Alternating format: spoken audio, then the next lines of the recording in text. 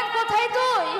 ডাকতে ডাকতে বাবা ঘরের ভিতরে প্রবেশ করেছে। মা প্রবেশ করে দেখছে তার পুত্র গোপীনাথ বিগ্র গোপীনাথের চরণে বসে বসে মা মা বলে কাঁদছে। ছুটে গিয়ে সন্তানকে কোলের মধ্যে বসে সারা গায়ে হাত বোলাচ্ছে। কাঁদিস না, ও কোনোদিন বলবে না তোর মা কোথায়। আমি বলছি বাবা, আমি তোর মা, আমি তোর বাবা। তুই আমাকে মা বলে ডাক, আমাকে বাবা বলে ডাক। আমি তোর কোনো কষ্ট রাখবো না রে, আমি কোনো দুঃখ রাখবো না। তুই তো জানিস বাবা, তুই ছাড়া আমার আর কেউ নেই। কাঁদিস না, কাঁদিস না। হঠাৎ দেখছি সন্তানের মুখ থেকে ঝলকে ঝলকে রুধির ঝরছে। চিৎকার করে উঠেছে গোপীনাথ।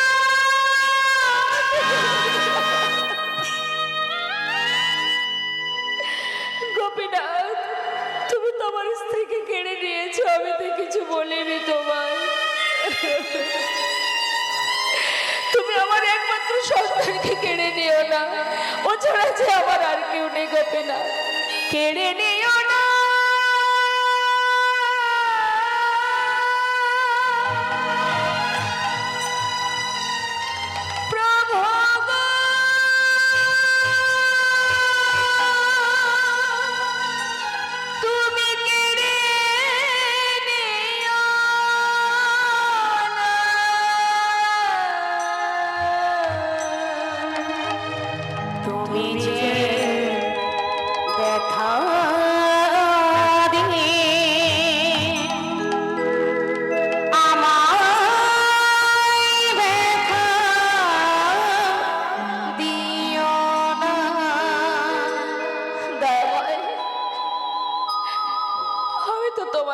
বলিনি কোনোদিন আমার সন্তান দাও, আমার সংসার দাও, আমার স্ত্রী দাও।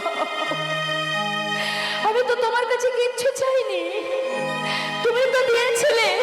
তবে বলো দেখো, দিলে যদি পুত্র মরে তবে কেড়ে কেন নিতে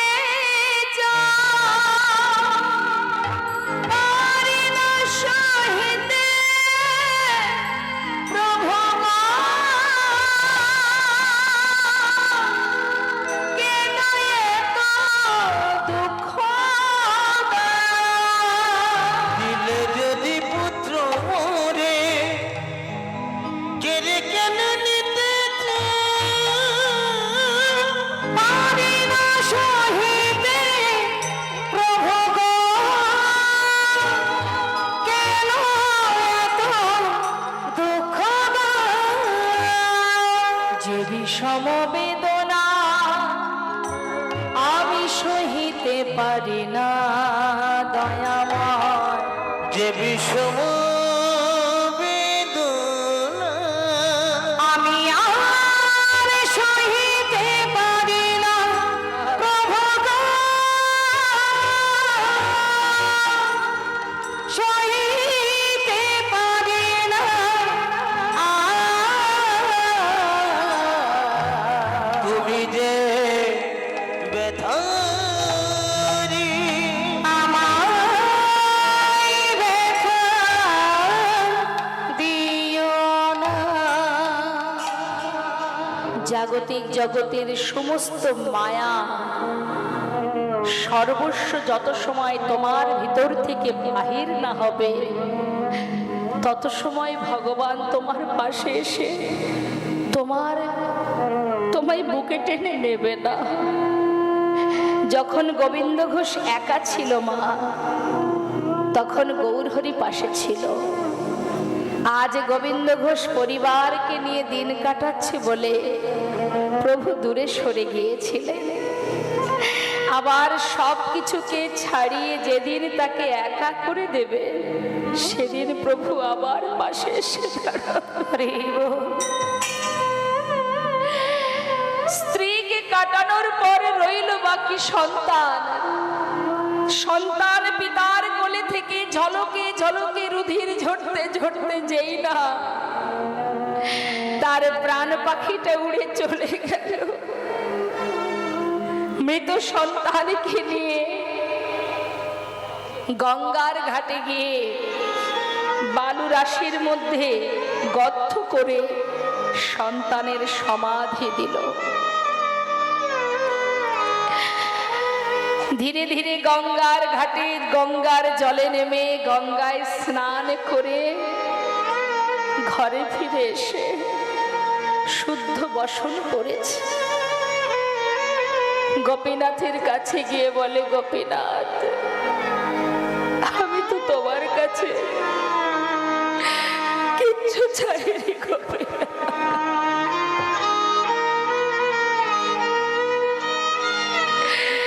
তুমি দিয়েছিলে আবার তুমি নিয়েছো।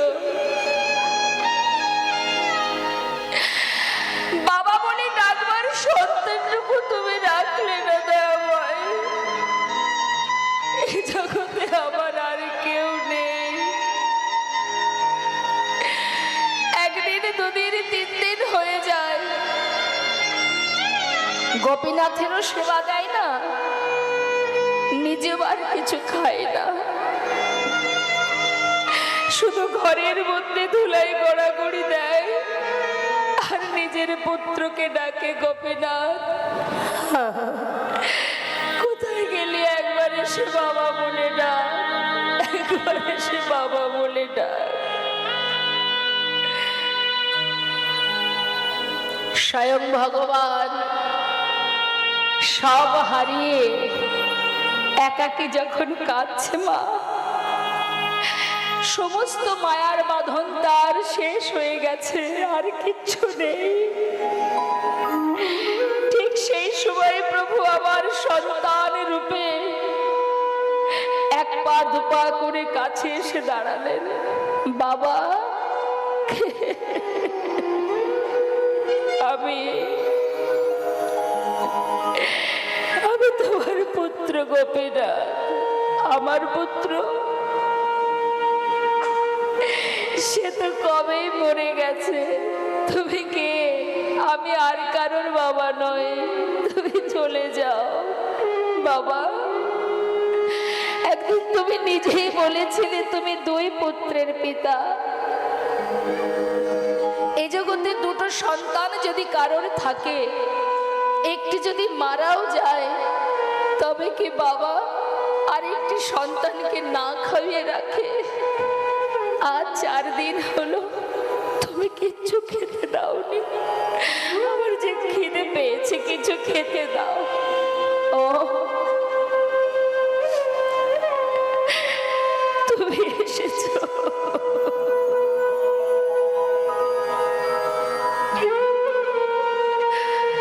তুমি আমায় বাবা বলে ডাকলে। তুমি জানো, এই জগতে প্রত্যেকটি মাতা পিতা একটি পুত্র সন্তান কেন চায়? শেষের দিনে মাতা পিতার শেষকৃত্য করার জন্য। বাবা বলে ডাকলে। তুমি জানো সন্তানের কি কর্তব্য থাকে? তুমি পারবে,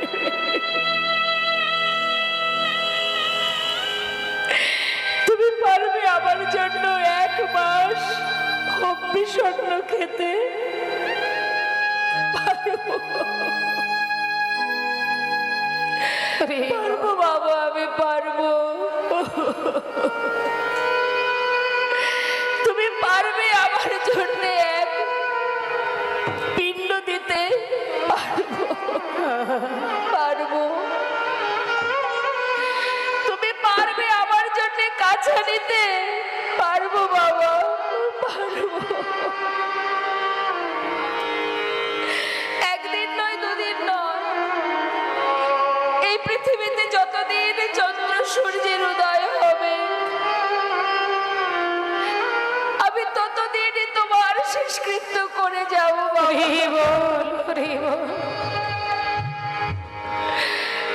আমি তোমায় কথা দিলাম, তোমার অঙ্গ স্পর্শ করে এবার কিছু খেতে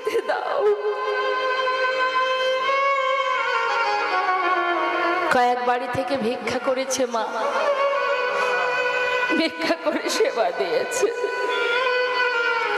এইভাবে কটা দিন চলে যায়। দেখতে দেখতে গোবিন্দ ঘোষ শয্যাশায়ী হয়ে গেল। চলার শক্তি নেই তার আর। ভগবান প্রতিদিন পুত্র সেজে তার পাশে এসে ভক্ত গোবিন্দ ঘোষ পিতা রূপে পুত্র তার পাশে বসে গলাটা জড়িয়ে ধরে বলে, বাবা কষ্ট হচ্ছে তোমার না?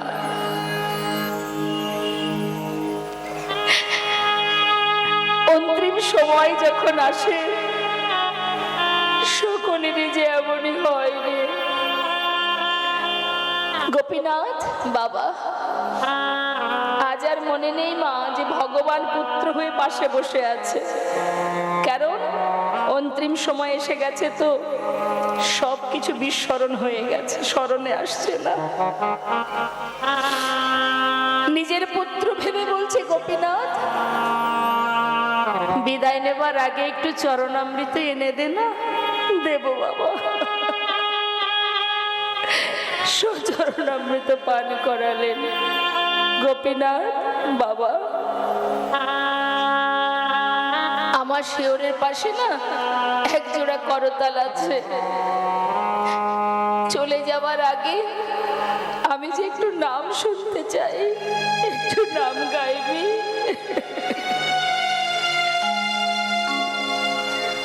ভগবান ভক্তের চারিপাশে পুত্র সেজে নিজের চোখের জলে বুক ভাসিয়ে কাঁদছে আর করতাল বাজিয়ে হরি নাম করছে।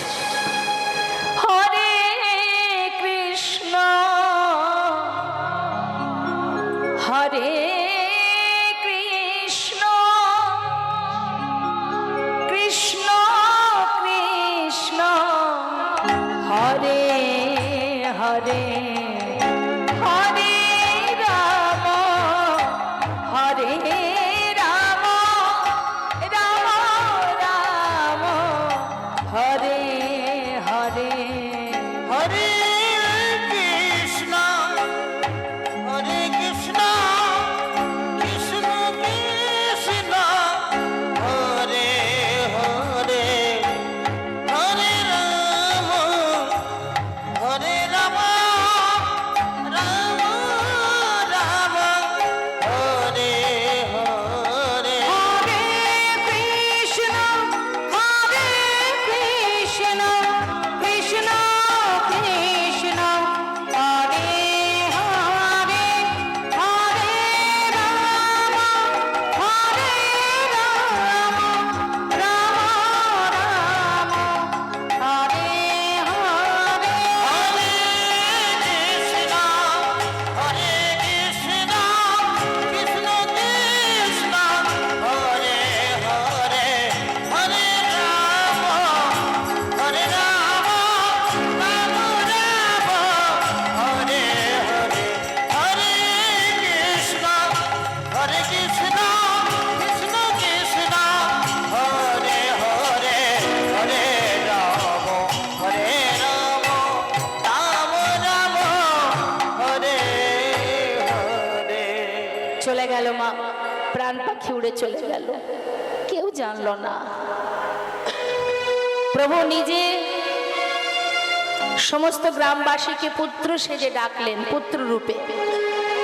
সবাই এসে গোবিন্দ ঘোষের তার বাড়িতেই তার সমাধি হলো। মন্দিরের পূজা বন্ধ তো হয় না। গ্রামের দ্বিতীয় পূজারীকে স্বপ্ন দেখালেন। পূজারী তার কিছুদিন পর, যেদিন গোবিন্দ ঘোষ চলে গেলেন তার কয়েকদিন পরেই মা সব পিতা চলে যাবার পর স্বপ্ন দেখালেন, পূজারী আমার রাজবেশ খুলে দিয়ে আমাকে কাছা পরিয়ে দাও, দিনে একবার হব্বিষণ্ণ করে আমায় সেবা দেবে। চৈত্র মাসে মধুকৃষ্ণ একাদশী তিথিতে আমাকে স্নান করিয়ে শুদ্ধ বসন পরাবে, নিয়ে যাবে আমাকে গঙ্গার ঘাটে। আমি আমার পিতার পিণ্ড দান করব। কিছুদিন আগেই অগ্রদ্বীপের সেই অনুষ্ঠান গেল মা, মধুকৃষ্ণ একাদশী তিথি, যেটা আজও বর্তমান, যেটা পৃথিবীতে যতদিন চন্দ্র সূর্য উদয় হবে ততদিন এই ক্রিয়া চলবে। সুন্দর করে স্নান করিয়ে, সাদা ধুতি পরিয়ে, কাছা দিয়ে ভগবানকে কাঁধে করে অগ্রদ্বীপের ঘাটে নিয়ে যান। আহা, যেখানে গোবিন্দ ঘোষের সমাধি হয়েছে সেই সমাধি নিয়ে গিয়ে সেখানে গিয়ে আগে পিণ্ড দান করেন। প্রতি বৎসর এটা হয়। তামা শ্রাদ্ধ ক্রিয়া আদি করে গঙ্গায় গিয়ে পিণ্ড দান করেন। এটা প্রতি বৎসর চৈত্র মাসে মধুকৃষ্ণ একাদশী তিথিতে এই ক্রিয়া চলছে, চলবে। প্রভু আমার পুত্র হয়ে ভক্তের মনোবাঞ্ছা পূর্ণ করছেন পিণ্ড হাতে করে নিয়ে। দাঁড়াইল গোপীনা, দেখো পিণ্ড হাতে করে। ওই না ডরাইল গোপীন পিতৃকার্য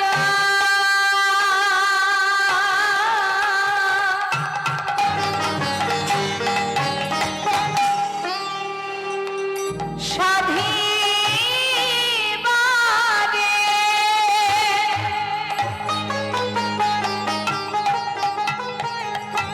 গোপীনা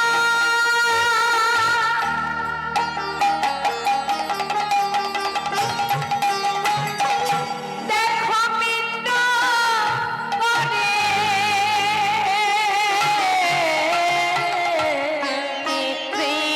পিতৃকার্য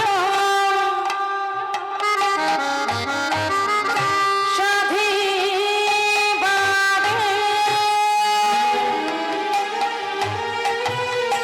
গোপীনা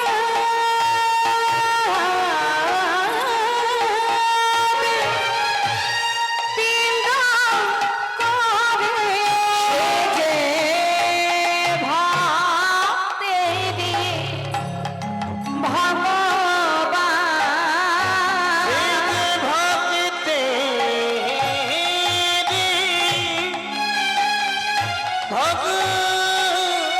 ভগবান সে যে ভক্তেরি ভগবান, ভক্ত বাঞ্ছা পূর্ণ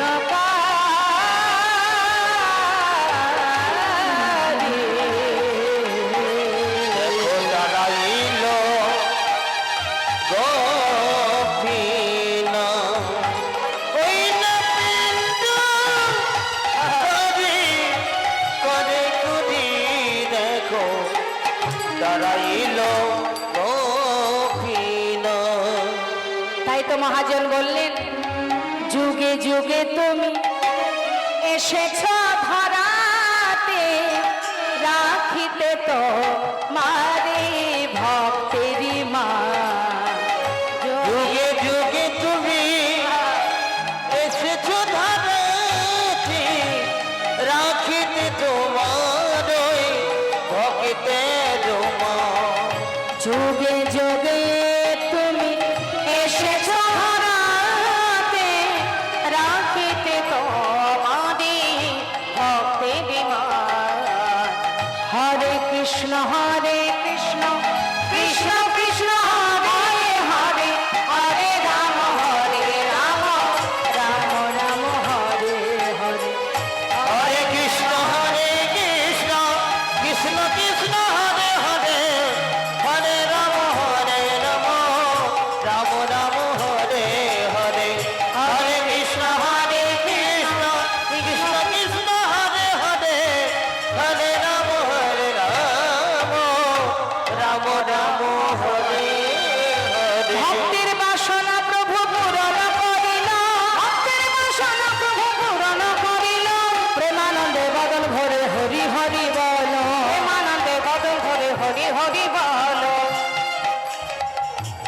ঠিক আছে, অনুরোধে একটা, একটা, দুটো নয়, একটা। বেশ, আমরা একটা ভজন শ্রবণ করব। যা রাধে রাধে।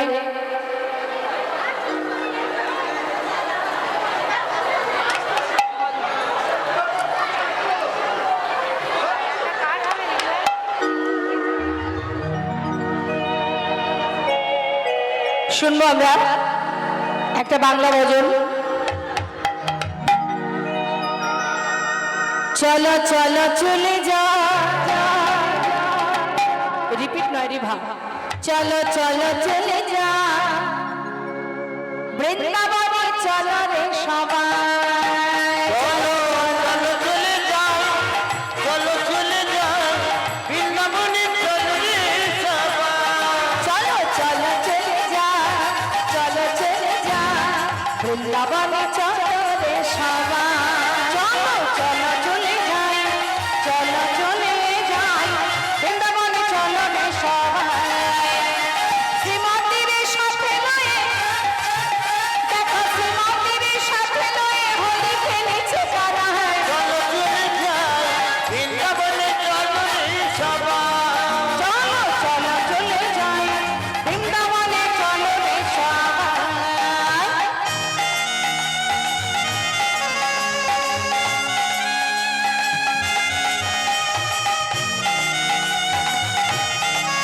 হরি বল।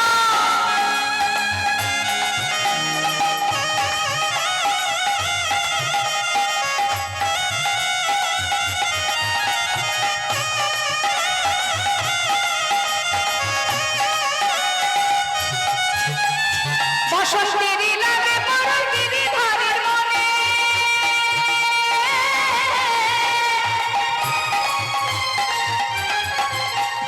বসন্তেরই লাগে বড় গিরিধারের মনে, মাঝে মাঝে খেলে হরি রাধা রানীর সনে। বসন্তেরই লাগে বড় গিরিধারের মনে, মাঝে মাঝে খেলে হরি রাধা রানীর সনে। দেখো রঙিন হলো কনুর রঙে, রঙিন হলো কনুর রঙে, আয়ানের ভাবনে কাহে চলো চলে যাও বৃন্দাবনে, চলো রে সবাই। চলো চলো চলে যাই বৃন্দাবনে, চলো রে সবাই।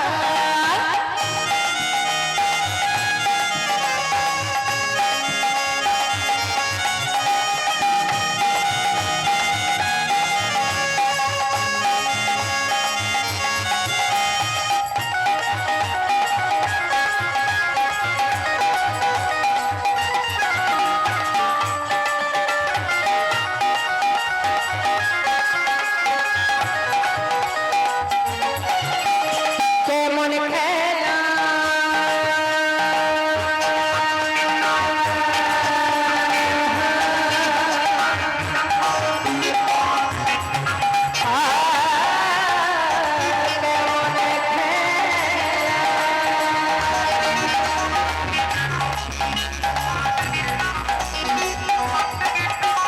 কেমন খেলা, আহা কেমন খেলা খেলে, কেমন খেলা খেলে আমার মদন মোহন, মদন মোহন প্রেমের রঙে জানায় হয় অবলারি মন। হে হে, কেমন খেলা, কেমন খেলা খেলে আমার মদন মোহন, প্রেমের রঙে রঙে হয় অবলার মন। শ্রীমন্দিরে লাগব মদন, দেখে শ্রীমন্দিরে লাগব মদন, আজ কৃষ্ণ চূড়া রাঙাটায় চলো চলে যাও বৃন্দাবনে, চলো রে সবাই। চলো চলো চলে যাই বৃন্দাবনে, চলো রে সবাই। ওই না বৃন্দাবনে, চলো রে সবাই। বৃন্দাবনে চলো রে সবাই, বৃন্দাবনে চলো রে সবাই।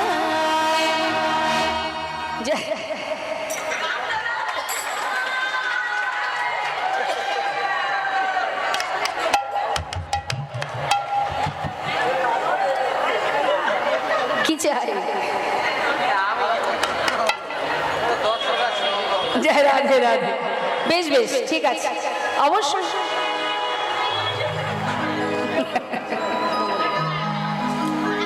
হরি বল হরি বল। আরেকটি ভজন আমরা শুনবো, বাংলা না হিন্দি শুনবেন? হিন্দি ভজন।